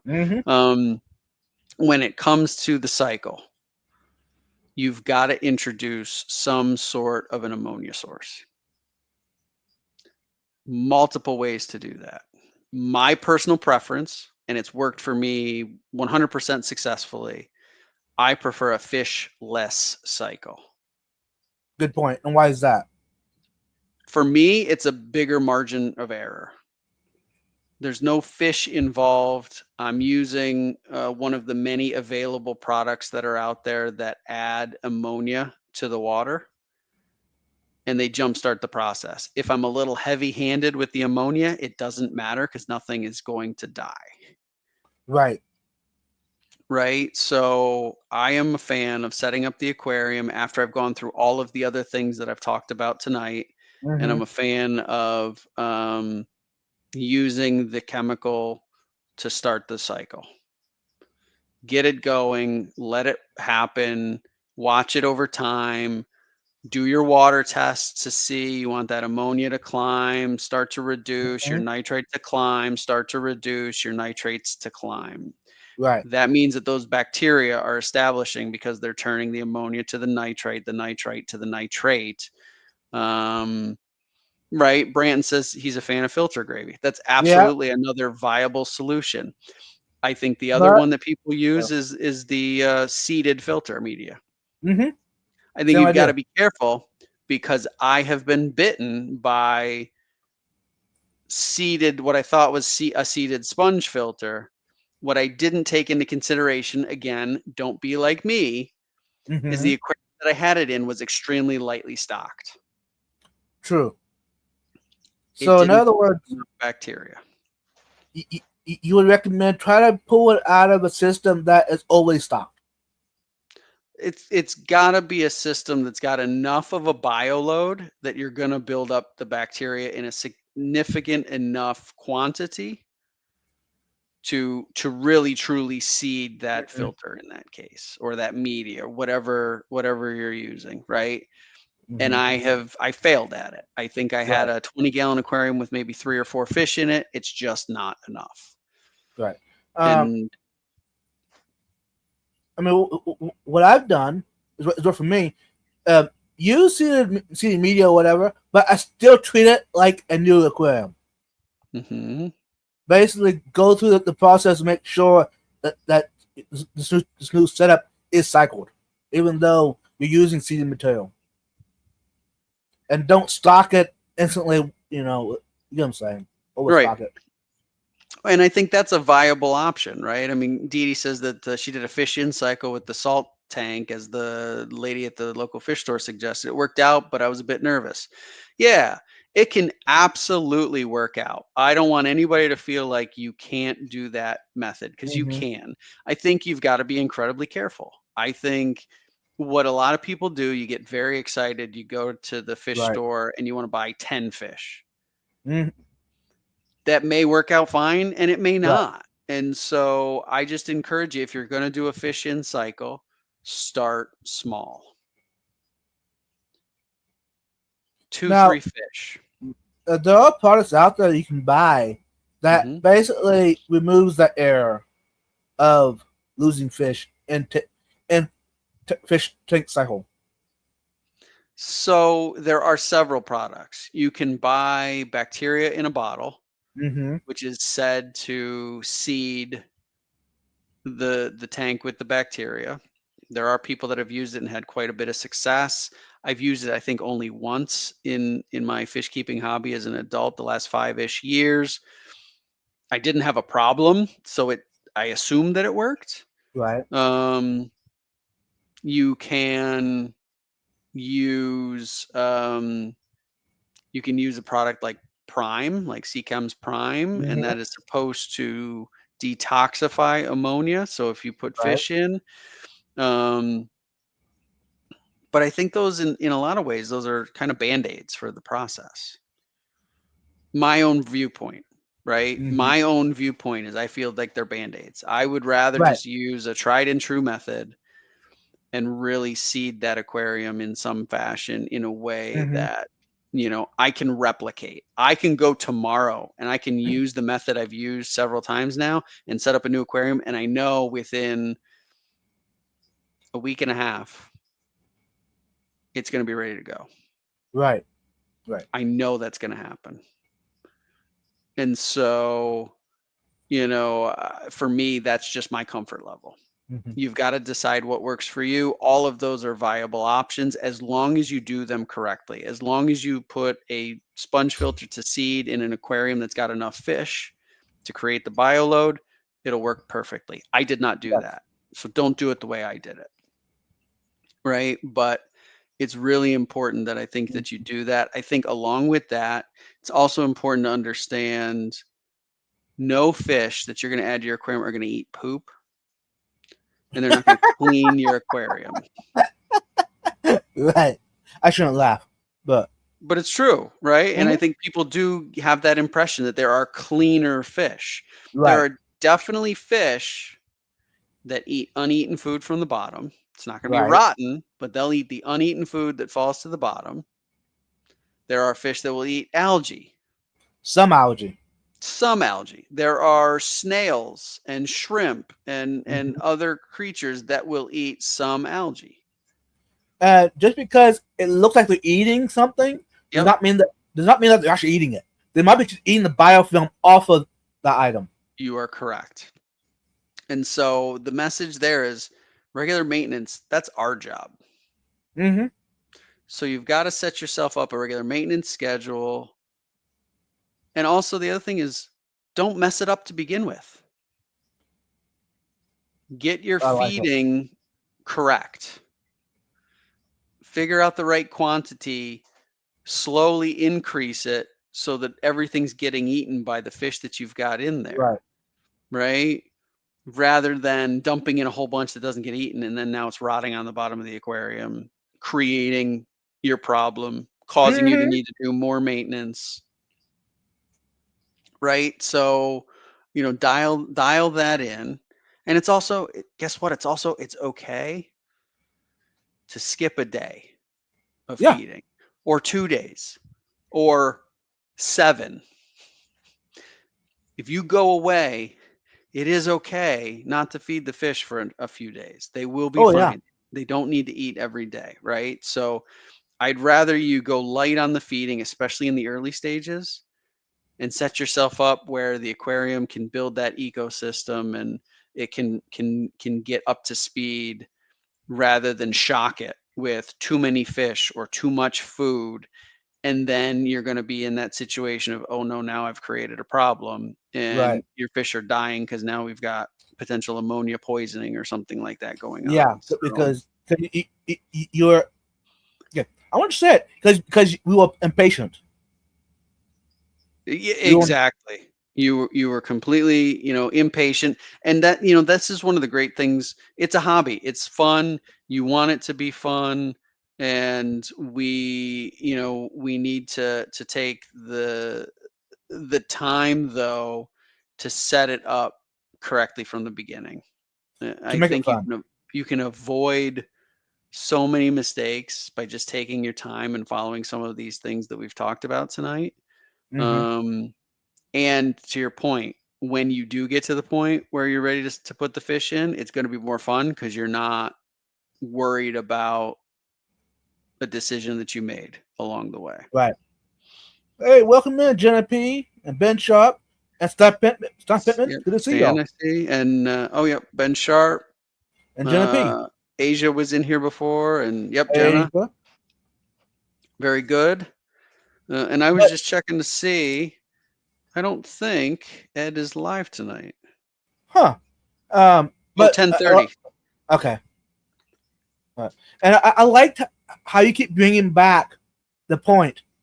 This is for our enjoyment. Yep. And let's do it as that, and not like, oh no, not again. Yes. Correct. Correct.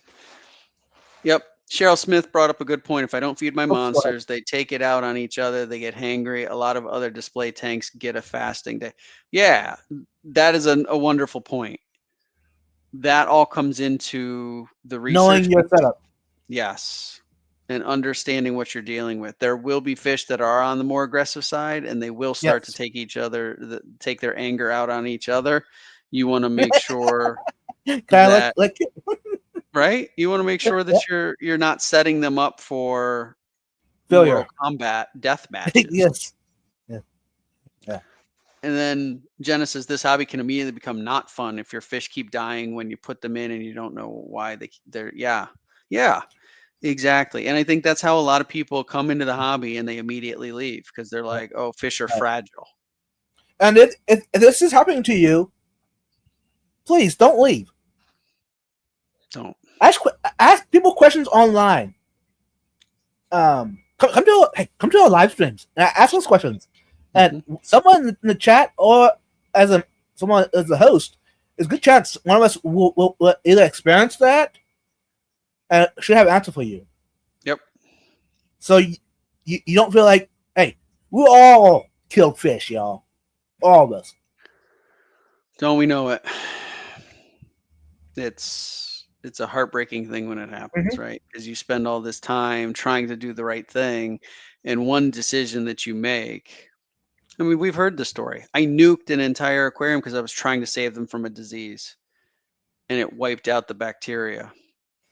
It saved them from disease. It did save them from the disease, and then it killed them from ammonia poisoning, basically. Yeah. I remember waking up it was a Saturday morning, and I woke up and I saw fish floating, and I was like, "What Yeah. happened?" And they I'm were glad a good sign. almost all dead. Yeah. I've Horrible. lost whole setups because they weren't getting enough oxygen. Yep. Horrible. That is a big advice. Make sure your fish are getting the oxygen that they need, not just what you think that they need. Right. If your fish are gasping at the top of the surface of the water, there's a good chance that they're not getting enough oxygen. Or Yeah. your fish is always doing this. Yep. Back when I started, I thought, it must be hungry. It's moving its mouth. And here to come find out, that wasn't so. They weren't getting enough oxygen. You've told that story before, where you noticed that was happening and you rectified it, and all of a sudden they started acting better. Right. If your fish is acting distressed, they're distressed. Right. It's just, that's the fact of the matter. And you've got to, that's where it comes into paying attention to the signs, right? And looking at them on a daily basis. Did you see Branton's question? He said, have you guys brought up understanding your water and what you're able to house in the water? We didn't exactly, right? So, the way I look at it is, if I'm truly speaking to a beginner, and it's someone that's setting up maybe their first aquarium, and they are going to put guppies and mollies and tetras and rasboras and maybe community types of fish, I think the most important thing is that your water is stable. Yes. Lacking fluctuations, rather than searching for the perfect parameters. Right. Please don't chase the perimeters. Don't chase a parameter for a fish that is so adaptable. Right. However, if your water is way to one side of a spectrum, say the pH is way low, very acidic, or very high, Mm-hmm. that can be an issue, right? And you need to think about that.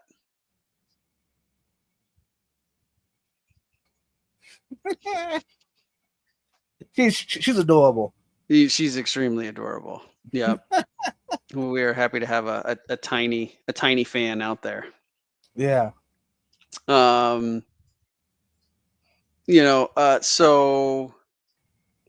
yeah, so if it's to an extreme, then I think you do need to think about what can you do to kind of get it a little bit more in sort of the mid range, as opposed to at one extreme, but not at the expense of instability. It'll do you no good if your method of trying to change it has it fluctuating all over the place. The fish will never get used to it, right? So in general, for probably a large portion of the population, you don't have to worry about it as long as it's stable, unless it's what I've said. But I will say there's also certain types of shrimp. We've talked about shrimp tonight. Right. Certain types of, the more sensitive Caridina shrimp, they won't tolerate a higher pH, a higher hardness. They really want it much lower. You have to be able to provide that kind of water for them. Right. You may be blessed where your water naturally comes out in that low GH, low KH, right, lower pH kind of way from the tap. Great. And you may not, and you may have to think about other alternatives to remove some of that, you can do an RO system, you can use distilled water, and then remineralize to put the proper amount of minerals back into the water. So it's a huge topic in Branton that probably is its own topic, Right. right? If we're honest, that could probably be its own live stream. But Right. in general, I would say stability is critical, and as long as you're in the medium hardness of water, right? Maybe 5, 6, 7, 8, not right degrees of KHGH. Maybe your pH is in the 7 to 8 range. You're probably not needing to do anything, right? Just Right. keep it stable and keep the water clean, and you'll be fine. Mm-hmm. We are aquarium keepers more than fish keepers. Yeah. So the fish are the inhabitants to the ecosystem that is the aquarium that we're creating, right? So if you can keep a perfect aquarium, Yep. Let me know how to do it. Oh. Yep. If you could do that, tell me how, because I don't think any of my aquariums are perfect. I think they are functional for what I need, and I think they keep stable. And they are perfect then. No, if they're they're not. stable. Nope. No? Oh. Nope. Bummer. Well, they're perfectly imperfect from an ecosystem perspective, because that's the other element. I've said this before, and I coined this term, so I don't claim it to be exactly accurate, but it's the way that helps me think about it. You don't clean your aquarium the way you clean your house. No. You're not trying to go for spick and span, completely sterile environment. You want a little bit of that algae growth to be there. You want to make sure that there's a little bit of, biofilms and things like that, because those are all part of what makes it a thriving ecosystem. And it's we often would think about it as, oh, we can't have any algae and you can't have any of that, right? And so you try and get rid of it, and all you're doing is you're making it harder for that system to balance itself out. Right. Did we talk about the advice about algae in your aquarium? Allergy in your aquarium? Algae. Algae in your aquarium. Yeah. No, I don't think, other than what I just said, no. Yeah. Algae in your aquarium is actually a good thing. It is. Because if your aquarium doesn't have any algae in it, algae, it's probably not. It's not ecosystem. It's not balanced. Yeah, I mean, if you can't grow algae, there is a problem, because it's such a simple organism.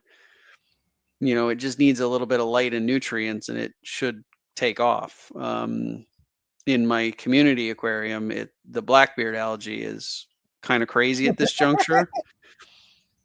And so I don't love it, but I know that it's thriving on something. And everybody seems to be fine. I'm the only one. The fish are fine. I'm the one who's like, what the heck is this and why is it here? But you're right.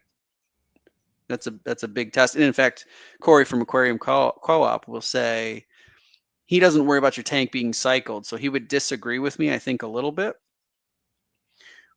because he would say he wants it seasoned. And to him, seasoned means you're going to see some of those things. Right? You're going to see some of the algae. You're going to see some of the biofilms, right? Mm-hmm. It's going to start to look like, it's been kind of what I'll call like lived in, right?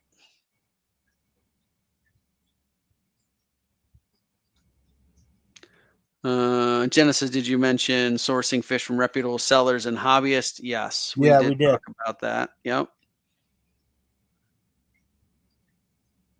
Yeah, Fish of the Week genetics. Yep. If you make that topic, Smokey needs to sing. Don't go. Oh God, I love that idea, Jeff. I love it. Yep. I can hear it now. So vibes, that's it. Okay. Challenge accepted. We have to have Mariah write the lyrics to "Don't Go Chasing Parameters." Yeah. And for those who don't know, Mariah, Smokey is Mariah. and she is a co-host. Yep. But tonight she had other things to attend to, so she wasn't able to join us. And this is for those that are not normally here, and y'all might think this is a normal live stream, just me and TJ. But tonight it is, but we're missing our third member. Branton asks, is it worth bringing up how abrasive aquarium groups can be on Facebook, especially to newer fish keepers? Yeah. yes. Yeah, and we've talked a little bit about the impact of social media on the hobby. That was one of our streams, probably the first year we were doing this stream. Probably. I think it's a really great point that as you're doing your research, again, you're going to get all kinds of different opinions. Mm-hmm. Jenna's got the verse right here. That's perfect for the song. But anyway, you're going to get all kinds of opinions. You need to verify it. Facebook groups do tend to be one of the difficult ones where everybody's got an opinion. I feel like there are some of them that are very good opinions. I think of others of them potentially are there for an argument. I think there's others that are there because they just want to seem intelligent on a certain topic, right? I think there's all kinds of motives, basically, is what I'm saying. And you've got to be really careful because you can get yourself into a really big situation by just taking a perfect stranger on the internet's advice without verifying it, because you start chasing something. They think you've got an issue and you start chasing it and you create other issues, and it ends up being the demise of your fish, right? So yeah, I think it's really, really important to just use a little bit of judgment. And Yes. again, I put us in the same category. We've talked for an hour and 46 minutes so far, and not Wow. everything that we both have said is accurate. I think a True. lot of what we've said is accurate, but I'm sure we've made some mistakes, and I'm sure there's people here who would disagree with us. And they're in most cases they're right and we are right. We just have different experiences, different things that work. Mm-hmm. So you've got to test it, and you've got to check to make sure that what we're telling you actually does work for you. Right. So it's kind of buyer beware when it comes to the advice that you take. Right. And also don't let the abrasiveness on those groups beat you down. Mm-hmm. It can make you feel like you're a complete failure when Right. maybe nothing's even wrong. True. So, try not to be so critical of yourself. We're coming to this because we've made the mistakes. We are hoping we can help you avoid them, but mistakes are part of life. You're going to Mm-hmm. make some, and just give yourself a bit of a break and some grace, and try to learn from them. I think that, in my mind, is the bigger thing, is don't make the mistake twice. Right. And like Sylvia Steve said, remember, fish keeping is a journey, not just a race Hmm. to the perfect tank. Enjoy the ride. The ups and downs are a part of the hobby. Yep. True.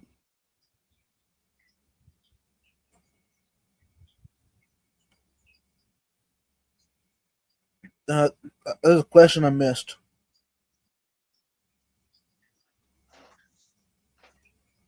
I see New Hat Gardening says, anyone remember the tanks with the fluorescent lights? I absolutely do. I think my first aquarium, probably 35 years ago, had the fluorescent bulbs that would flicker on. Yep. Mm-hmm. Good memories. Yep.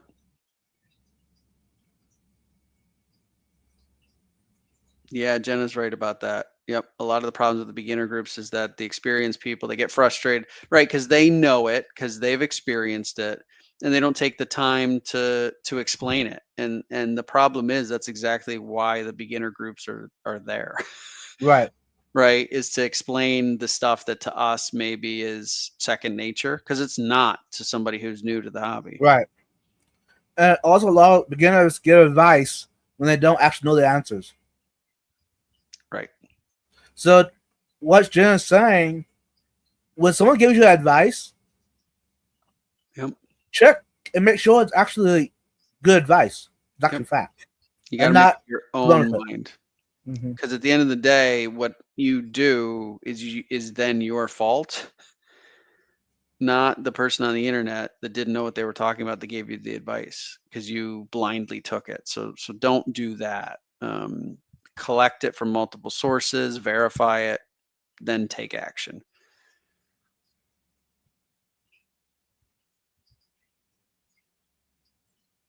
Only film the good parts for YouTube. That way nobody thinks you're not perfect. Yeah, that's the danger, right? Yeah. YouTube, yeah. Social media, that's one of the dangers of social media. So many people, so many videos that you see are basically perfect. Yeah. Vibes, have you also found situations where I think there's a decent percentage of the population that they sanitize their advice.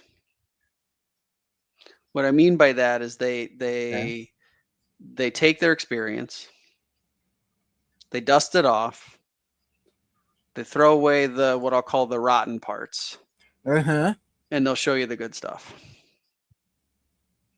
And I don't think that's how we help people learn. I think we help people learn by talking about the time when I tried to treat a disease and I nuked an entire aquarium. Right. That's how we help people learn. Or when you turn a pump off or filter off, or hang on back filter while feeding your fish and forget to turn on again. Right. Those are stuff that we need to talk about. Yep. Because yep. It's also stuff that you remember because it's a terrible situation. Mm-hmm. And you don't want to repeat it.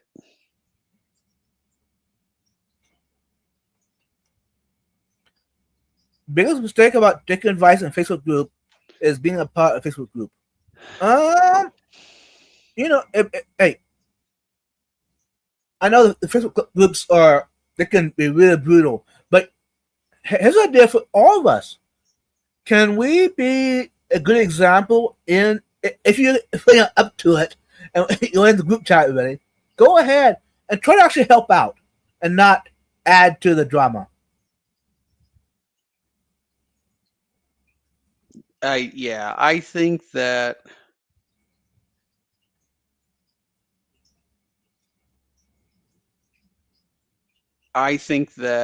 Facebook groups, regardless of what the topic is, I think they have a purpose. Mm-hmm. I think there are also genuinely wonderful people that do participate in those groups. I think they get overshadowed, and I think sometimes they get frustrated by those that come there that don't have the experience but are very quick to provide it, or are there to scold other people for doing the wrong things or doing things the wrong way. That's where I think it gets to be a problem. Right. Welcome, Holly Gibbs. She says, hey Hey, freaks. Holly. Welcome in. Steven says the formula is advice equals in my experience plus the sanitized advice plus do your research. Mm-hmm. That's a good point. A lot of, like TJ mentioned, a lot of the content you see is kind of sanitized. Mm-hmm. It is sanitized, a lot of it. Which that is, I don't know, I probably said it over and over too many times, but that's one of the goals for this whole channel is to put it bring to y'all the way it is and not just cover it with sugar and cherry, and bring you the perfect dessert. Right. It should never be that I'm up here trying to give advice because I want to look good. Right. I want to give advice because I want to help. Mm-hmm. And I do that by making sure that people understand that I've made dumb decisions too. Like what? Well, no. I mean, right? Yeah. Hey, welcome in, Renee DeQuare. Yeah. Hey, by the way, right. go ahead. Yeah, go ahead. Renee, I missed you at the event last 2 weeks ago at the San Antonio convention. Just saying. Oh yeah, Renee said he was going to be there, right? Yeah. And who else was going to be there? There was a handful of people that were planning to be there, and I didn't see them. Oh man, you're too in demand. You're very busy.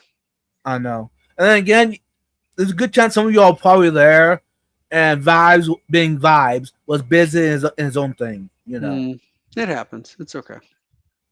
So next time, if you see someone that knows you or knows you in the chat, etc., go up and say hi to them. Mm-hmm. Genesis, I'm talking to myself. Go ahead. You're talking to yourself? Mm-hmm. Yeah. I think there's a lot of value in admitting you don't know the answer to something. No one person can know everything. Yeah. I do think people put a lot of pressure on themselves, and that's where mistakes start to get made because they start to suppose that they know, or they don't really know. They've got maybe an educated guess, but they don't pose it as an educated guess. Right. They pose it as fact, and then people take it to the bank. Mm-hmm. Then we got problems. Another piece of advice that I've questioned in the hobby is quarantine. Quarantine all new species, no matter where they're from. If they're from your own little pond outside or summer tub, when you bring it inside, quarantine them. Don't go out right to your established aquarium that's been running, the whole year inside. I'll caveat one thing. Go ahead. If you've got an aquarium that's set up and there's no fish in it,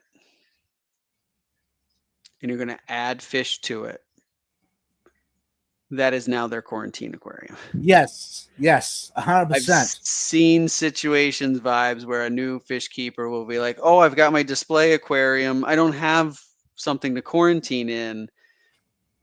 But then you kind of take a couple steps down the road and realize there's nothing in this new aquarium. Right. Granted, right? You can look at it and you could say, oh, if it's a huge aquarium, you don't want to medicate because you're going to have to use a lot. Yes, I absolutely agree with that. It is better to have a separate, smaller type of aquarium or whatever to house the fish, assuming that they can fit properly. Right. But absent of that, if you're just quarantining and you're going to observe, if there's nothing in there, they're the first inhabitants, just put them in the aquarium and just observe them, is what I would do. It's quarantining in the environment. Yeah. Yep. Which I wish I had known that as well too, back when I started. You can do that. Right. I think people feel like a quarantine tank has to be a certain thing. Right. And it really doesn't, right? It's supposed to be separate from other existing fish. Well, if you don't have any, then inherently you are quarantining. And you can quarantine in other systems like a bucket. Sure. A tote. Sure. Well, one of those plastic shoe boxes that you buy from Walmart. Now, of course, it depends on what you're quarantining. You can't quarantine an adult peacock cichlid in there. You know what I'm saying? Yeah. But if you got a guppy, sure. A killifish, sure. You know what I'm saying? Basically, quarantine your species in the proper size environment. Yep. A trash can, a brute trash can, is a perfect, like a peacock cichlid. There you go. You got to add filtration to the system. Air stone, etc. But yeah.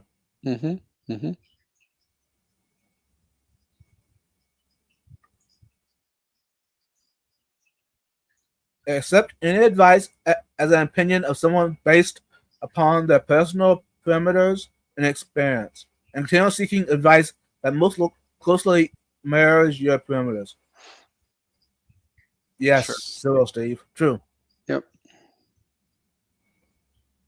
Yeah. Hey, same here, Renee. I wish you could have made it. It's been a while. I guess 6 months, but that's been a long time. I saw him again there in Houston at that event Oh, last yeah. December. God, that's been 6 months ago. It's crazy. Yeah.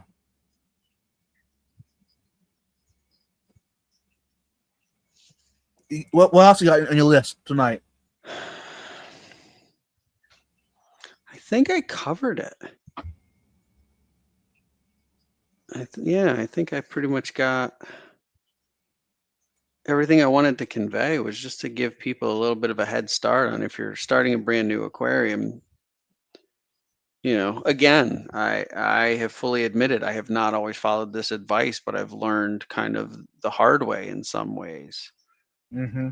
And so I'm hoping that if there's any new folks out there watching, that it's made you maybe think about it a little bit so that you could try and do it differently because, you know, I love doing what we do, Vibes. I love it for the community. I love it for the fact that you and myself and Mariah, when she's available to be with us, we get a chance to connect for an hour and a half plus Right. on a Thursday night. But I also love the fact that we can have an impact on other people's experience, and hopefully it's in a positive way, of course. Right. And so I hope that by the topic that we covered tonight, that we were able to do that in some way and get people to start thinking and again, like I started with, that they make a plan. And that helps them so that they don't get into a situation Mhm. where they have massive failures because they Right. just jumped into it without taking the time to really think through the steps that they were going to take. Mm-hmm. And also, here's one advice that many people don't think about. Don't go into the equipment hobby, thinking that you know everything. Yeah. Just because if you're at this point and you think you know everything, and you're just starting out, you're in a bad position to get into the equipment hobby.